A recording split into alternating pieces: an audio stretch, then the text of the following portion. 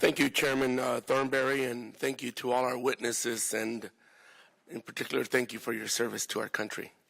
As a former Marine, I'm very honored to be able to be part of this committee and to address you today. It is quite clear from your testimonies today and from our previous hearings that our military faces incredibly diverse threats, some of which are well prepared for, and some of which remain to be a work in progress. There is no question we must continue to maintain a strong military force, and Congress must do its part to provide the necessary resources to ensure readiness. However, as all of you will probably agree, sequestration is not the answer. It will neither balance our budgets nor improve our military readiness. Many, if not all of you, have indicated that the number one risk to readiness is sequestration. I believe the question we must ask ourselves is, what are we trying to protect? As we continue to impose arbitrary to our country's education and health systems and not take steps to protect our environment, I believe we will be left with a hollow nation with nothing more for the most superior armed forces to protect. I believe in order to develop an effective strategy, we must decide what our desired end state is for each of the threats and priorities our military leaders identify, and then look at what resources are needed to meet these desired goals. Better oversight and accountability systems must be put in place to ensure not only an effective but an efficient military. I believe it is a disservice to the American people for Congress to be funding cost overruns. To this end, my question to all of you is, what steps has each service taken in order to increase oversight and accountability to its various programs and operations in order to eliminate wasteful spending? Can you provide us with some examples of savings your service has identified? And I say this because it's no surprise to you that on occasion there are many articles in the media that identify this wasteful spending, and yet we have so many priorities that we are being asked to consider. I'd like to hear from each one of you if possible.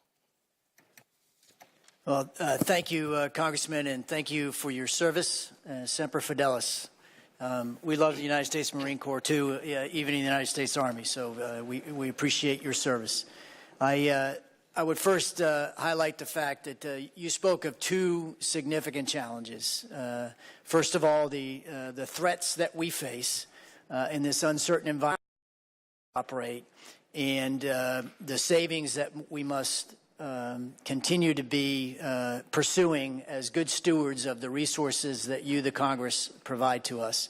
On the first piece, the other significant challenge to us, in addition to sequestration, is continuing resolutions. Continuing resolutions deny us the opportunity to implement new programs, right, like the ability to upgrade our opposing force capability at our combat training centers as we identify capabilities our adversaries are using that we are likely to face. We must train against those. We must upgrade our capability to do that. We cannot do that under continuing resolution conditions. So we would also appreciate the passage of an appropriations bill, obviously, in the very near future. In terms of savings, a couple of critical initiatives the United States Army is underway with to continue to be good stewards of the resources that you provide.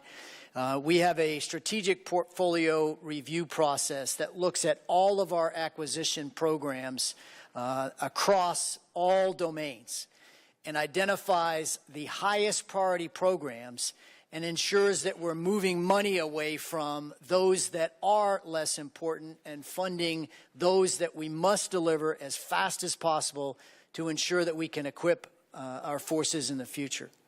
The second thing is to ensure we achieve auditability, which is a critical requirement that we must deliver to the nation.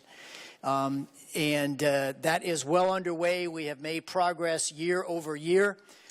We estimate we will probably still have work to do at the end of this year to get to full auditability, but we are progressing as rapidly as we can. One of the programs that allows us to do that is our GFEBS software program that enables us to see ourselves accurately across all our funding systems.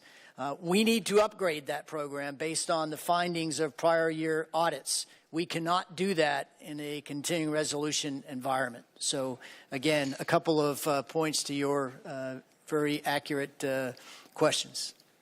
And I hope the gentleman will work with us on our acquisition reform efforts of the last 2 years, and they will continue.